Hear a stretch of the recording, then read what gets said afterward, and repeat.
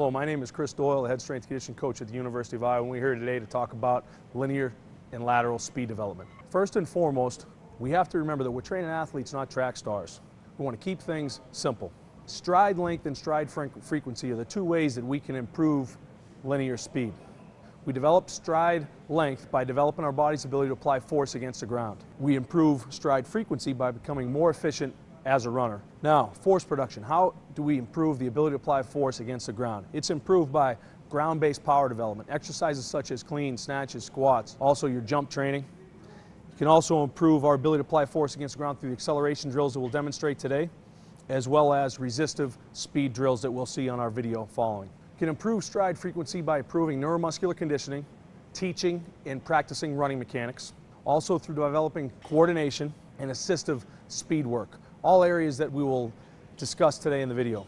I want to emphasize the importance of investing your time in force production training, your ability to push against the ground. The harder you push against the ground, the higher you jump and the faster you will run. There's a higher transfer rate with force application training to the field. There are long-term effects that are generated. Once athletes gain power and strength, those effects tend to carry with them throughout competitive athletic seasons. And third, it's specific to sport. Whether you're running forward or changing direction, when you develop that lower body strength and ability to push against the ground, that will carry with you throughout your athletic career. I'd like to talk to you about acceleration training versus top speed training. Acceleration is the ability to attain maximum speed in the shortest amount of time. Acceleration is more critical to athletic success than top speed. Top speed is rarely achieved on the athletic playing fields and courts. When you look at basketball players, football players, even baseball players, it's rare that an athlete achieves top speed in an athletic environment. Thus, it's more important for us to invest our time in acceleration training to help improve our performance in sport. The second half of our video presentation today is directed towards lateral speed development. Developing the ability to move laterally is critical to athletic success. Oftentimes, people spend a great amount of time working on linear speed, running straight ahead, and are negligent in the time that they spend developing lateral speed. Here at Iowa, with our football program as well as other athletes, we believe that the 40-yard dash is often overrated. We spend about 70% of our time developing the ability to change direction and move laterally. The additional benefit of change of direction training and lateral speed work is the reduction of athletic injuries. The majority of injuries occur in athletics during deceleration, when the body comes under control. By working at change of direction in lateral speed mechanics, you'll greatly improve your body's ability to come under control, thus reducing the risk of injuries to the lower extremities.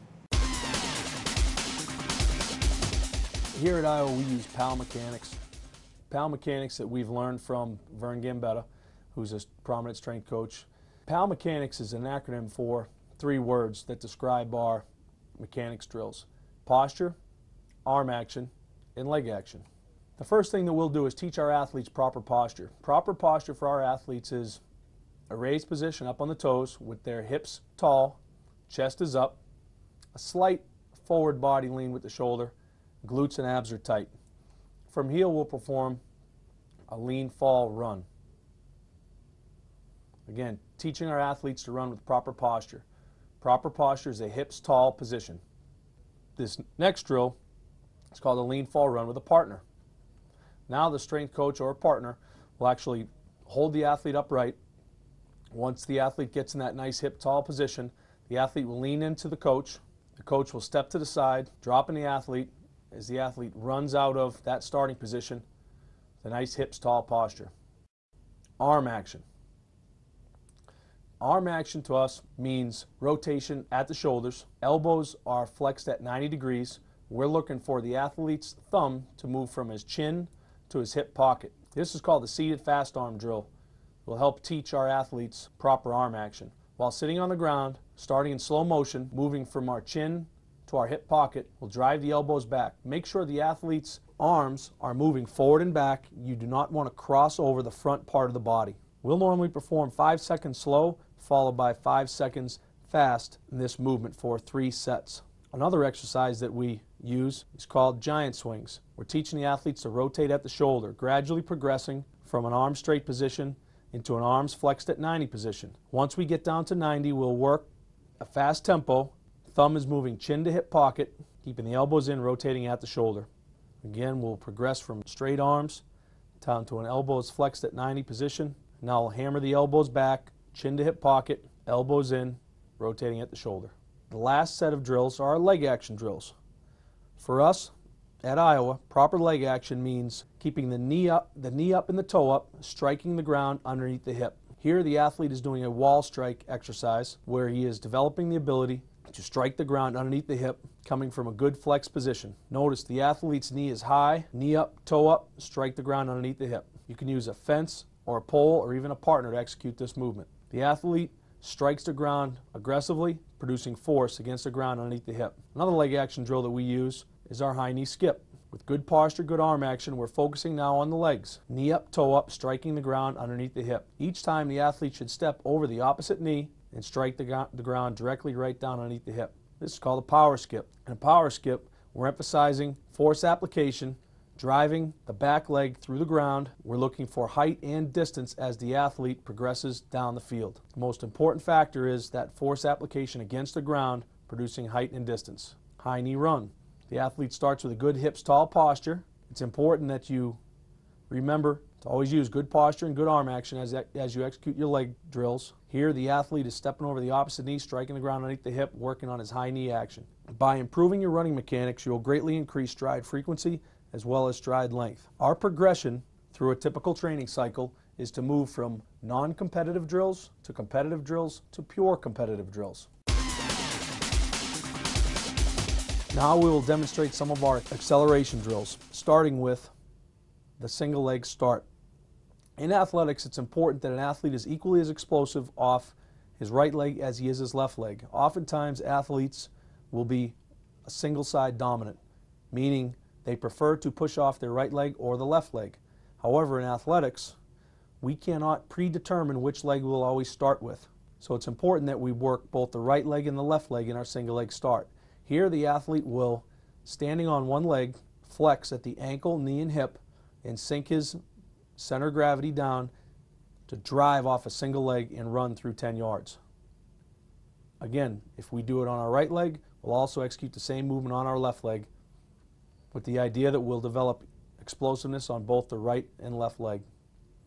Some movements that we use in order to build acceleration, developing the body's ability to apply force against the ground, is called the ground start. Here we start laying flat on our chest with our chin on the line. We'll explosively, as quick as we can, get up and sprint 10 yards. Here is a ground start laying on the back. The athlete will quickly and explosively get up and run for 10 yards, trying to be aggressive with a violent push-off as he runs. Remember, acceleration comes from force application. How hard do you push against the ground will dictate how fast you run. Here's an exercise done while laying on your back. Get up and run 10 yards. This is called a push-up start. In this position, the athlete is in a push-up position. He brings one leg up underneath his chest, flex at the ankle, knee, and hip, and he'll drive off that single leg. It's important here that the athlete drives out and not up.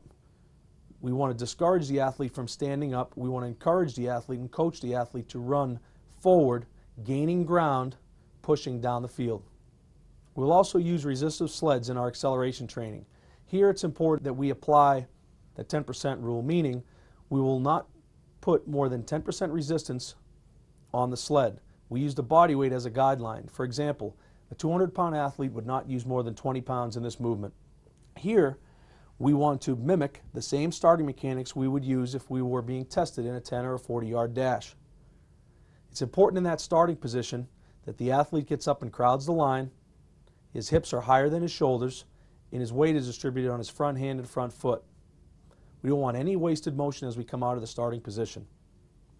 If the weight were too heavy, we would lose the specificity of training and it wouldn't correlate to good sprinting mechanics. Another tool we use is a rope and a belt. Here, the athlete simply puts on a football belt or any belt that's available to you, and just using some basic rope that can be bought at a hardware store, we will use the rope for resistance. Remember, resistive sprint training increases your ability to apply force against the ground, thus increasing stride length. Here, the coach or partner will apply about 10% resistance to the athlete, always focusing on good posture, arm action, and leg action.